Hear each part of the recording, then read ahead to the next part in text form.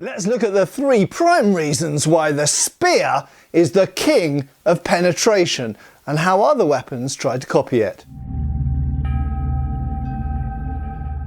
Hi folks, Matt Easton here, Schola Gladiatoria. Now you should all know that the spear is the king of weapons. The sword is often referred to as the queen of weapons, but that's largely because we agree that the spear is the king of weapons. But we're going to look at specifically why the spear is so absolutely formidable at penetrating, particularly when we're looking at resistant things like armour.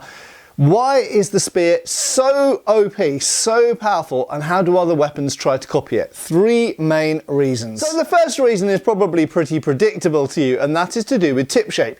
It's pointy, and very clearly lots of other pointy weapons try and emulate that. An example, for example, would be this poleaxe here, which started out life originally as primarily as a hitting weapon, essentially an axe on one side and a hammer on the other, but they added spikes to the end, and these spikes were very much originally modelled on the spikes found on the ends of spears and later what became pikes as well. And obviously that type of spike is emulated with things like certain sword points later on. We'll get to sword design in a second, and even things like rondel daggers, and we'll get to those as well. But the key here is a slender point which will encounter minimum amounts of resistance when entering a protected target. Now, what am I talking about, a protected target? Let's put this poleaxe down for a second. So here we've got my mail voiders, okay? So this is what goes in the gap at my armpit when I'm wearing my plate harness.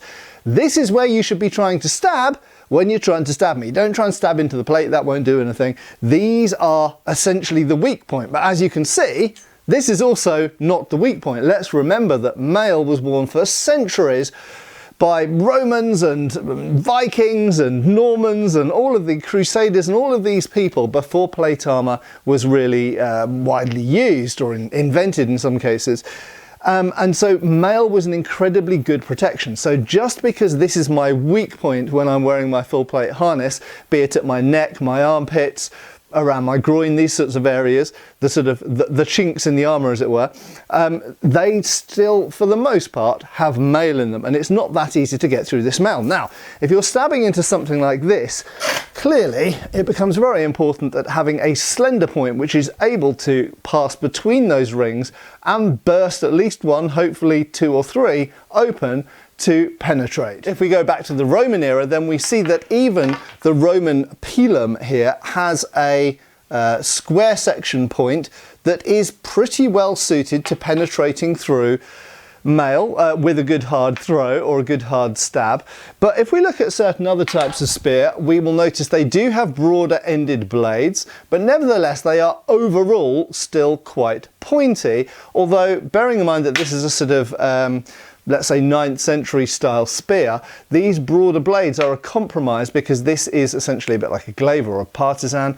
This is able to cut and thrust, so they've made a concession. It is not a purely specialised thrusting weapon, as became common in later centuries, because at this time not everybody had armour. Nevertheless, the first most important reason to mention why spears are so formidable at penetrating things is because overall they are quite pointy, sometimes at a time when not all weapons, including swords, were particularly pointy. So these are obviously primarily thrusting weapons and shaped accordingly. Now the next reason spears are such formidable penetrating objects and can even penetrate not only armour but also in some cases shields as well, and penetrate to a high degree as well and cause very deep wounds even in large creatures, is because they have, and this might be somewhat surprising to some of you, mass. Okay, they have a fair amount of mass to them. Now that's not to say that overall they're particularly heavy weapons, but they're not light weapons either. They tend to be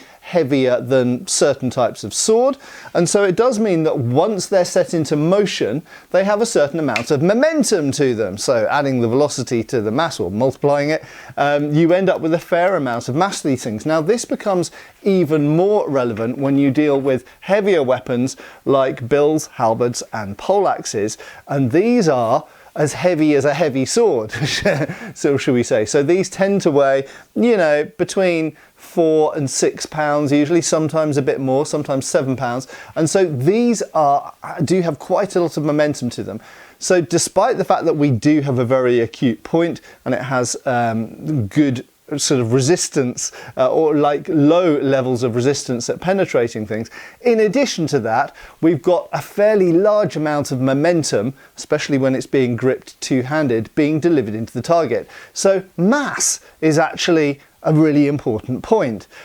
But I would say almost not as important as the third point. Now, the third point is something that we're going to have to look at swords for a second to give you some context to.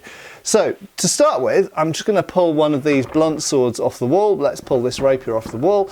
This is, despite the fact it's blunt, is very similar in proportions and characteristics to an actual sharp rapier, but it's easier for me to demonstrate with because it doesn't have a sharp point in the end.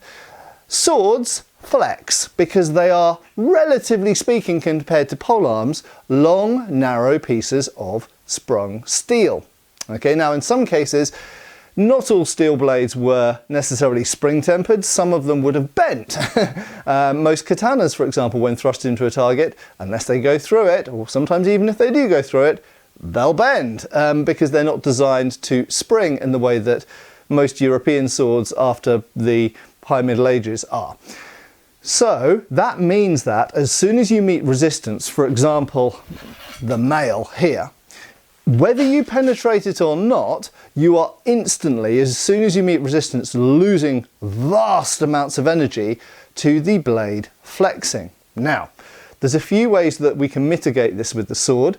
One is to make the sword very stiff, very bulky, change the cross section to make it stiffer.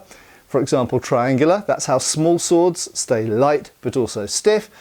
And another way is actually with our own bodies, and that is half swording. Okay, and this is something that we primarily find with long swords in armoured fighting. And it's not only done for this reason, it's also done for reasons of the actual techniques as well and being able to push and lever and bind people. But primarily, if we have a given width and thickness of blade across this length, it will flex relatively easily. If we now support the blade here, we are now only having to deal with the flex of this portion of the blade. So what we've essentially done is made the blade shorter and therefore for a certain given length, relatively thicker and therefore also stiffer.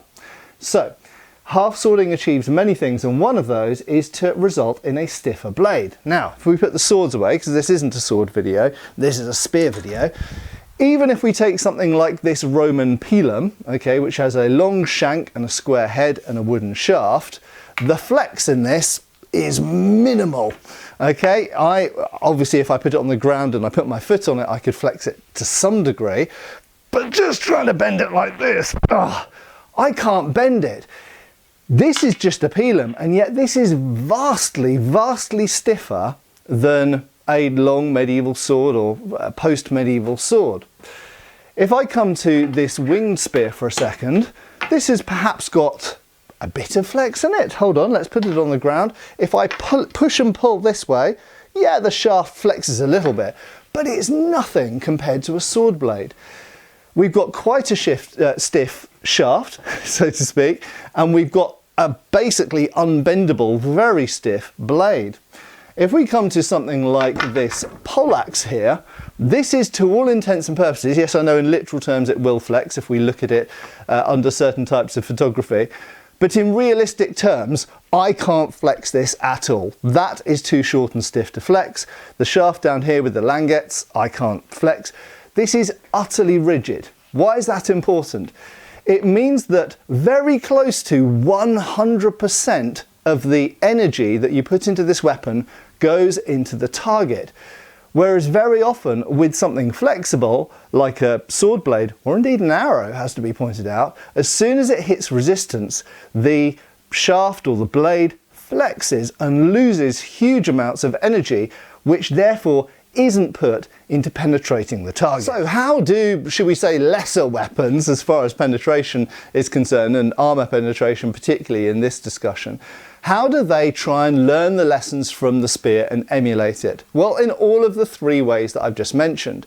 One way is to add mass to the weapon. If you add mass to the weapon, firstly, that means you deliver more energy to the target, and it means that it's more likely to break through male links. But secondly, by adding mass, you can also add stiffness, okay? So if we can somehow make the weapon stiffer, in some cases just by making it bigger, then that will help. And lastly, the third point is the tip shape. So that's what results in weapons like the S-stock. And we're going to look at S-stocks in a future video, I'm certain, when I've got some in hand. But they essentially apply really three of these points, okay? They don't necessarily add mass, but they definitely add stiffness and a cross-sectional shape and tip shape that is more conducive to punching through things like mail or gambeson or whatever, any kind of resistance, okay? So really, any weapon, it doesn't matter whether we're talking about a big long sword like this Royal Armourer's one here from the Castillon group of swords. If it's got a pointy blade, which reduces resistance at that end, if it's got a greater degree of stiffness, either by its cross-sectional shape or just by being bigger and beefier, and if it adds mass, all of those things will increase its chances of armour penetration. Now we've got a particular challenge when we come to a smaller weapon like a dagger, and the Rondel dagger really typifies this because it does actually achieve all of these things. It has a very pointy blade, it has a cross section designed to reduce resistance, and lastly, for a dagger sized object, they're quite heavy. By and large, they're certainly heavier than a kitchen knife. So when it comes to pound for pound trying to penetrate through mail or any other type of protective armour, something that is more spiky, more stiff and a little bit heavier is highly advantageous. Now, there are of course other points. I'm just going to finish on this thought. For example, the Rondel dagger actually shows this very nicely because of the shape of the hilt. And the hilt means we've got a very secure grip on the weapon, which moreover increases the amount of energy we can put into penetrating the target. So there are other factors as well. I've just highlighted the main three. So when we're looking at spears and working out why do spears penetrate so damned well, the main two factors in my opinion are stiffness and tip shape. And these are things which pretty much all other weapons, regardless of what type of weapon they are, can emulate and can learn from the spear. Anyway, thanks a lot for watching. I have been Matt Easton. I will of course be again next time, and I hope we'll see you back on the channel really soon. Cheers folks. Thanks for watching. We've got extra videos on Patreon. Please give our Facebook a like and subscribe if you haven't already. Cheers folks.